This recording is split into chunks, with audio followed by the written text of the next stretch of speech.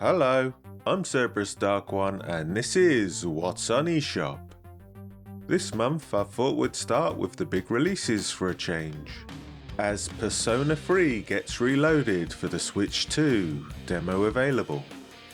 Originally a PlayStation series, most games are now available on Switch. Another remake next, Dragon Quest 1 and 2 for both Switch 1 and 2.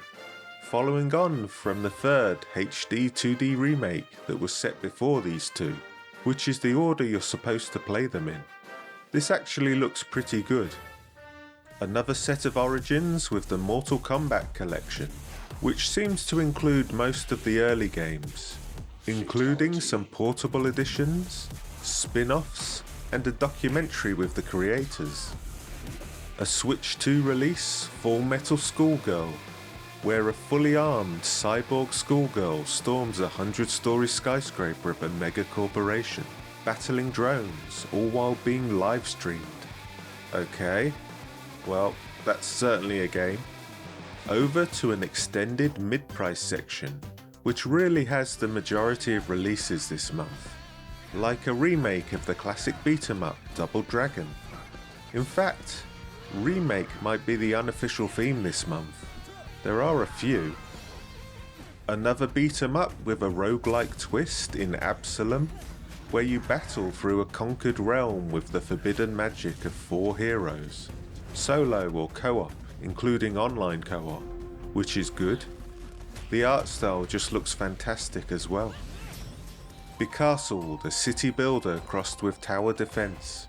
Build a mighty stronghold by day, gathering resources and training troops, because when night falls you'll need to defend it from an enemy horde. This seems like a really fun idea. Head into the disturbing world of Little Nightmares 3 for both Switch 1 and 2, a co-op journey which can also be played solo. And the first Little Nightmares has an enhanced edition for Switch 2. Once Upon a Katamari returns to Switch 1, as you roll through time in order to restore the night sky, including a 4-player online competitive mode. A Switch 2 Point Museum gets a release. I really liked 2 Point Hospital, but Campus didn't quite work as well. I think Museum looks like a return to form though. Back on the remakes and back to the roots with Plants vs Zombies Replanted. A simple tower defense game that's 15 years old now. The final remake that's only 8 years old. Wow. Yuka Replay Lee for the Switch 2. What's weird is that Playtonic have only made 3 games, and 2 of them are the same game. But to be fair, the original ukulele did need a little bit of polishing, and this looks and is supposed to play a lot better.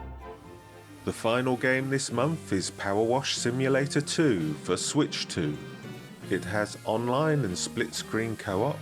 I can't say I've ever wanted to go for these types of simulators. Why do I want to pretend to clean when I actually have to clean? But anyway, let's see who's cleaning up in the top 3 dual chart. Rooted in at number 3 for both Switch 1 and 2, it's Plants vs Zombies. At number 2, Pokemon Legends. On Switch 2, Power Wash 2. And a non-mover for a second month at the top, Mario Galaxy. While Pokemon celebrates a legendary top spot on Switch 2.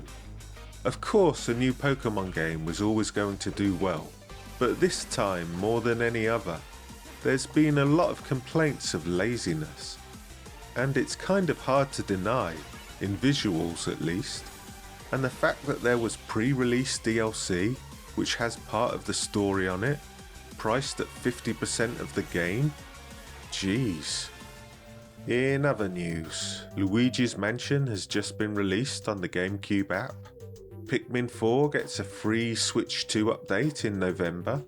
Keep an eye out for any big sales towards the end of the month.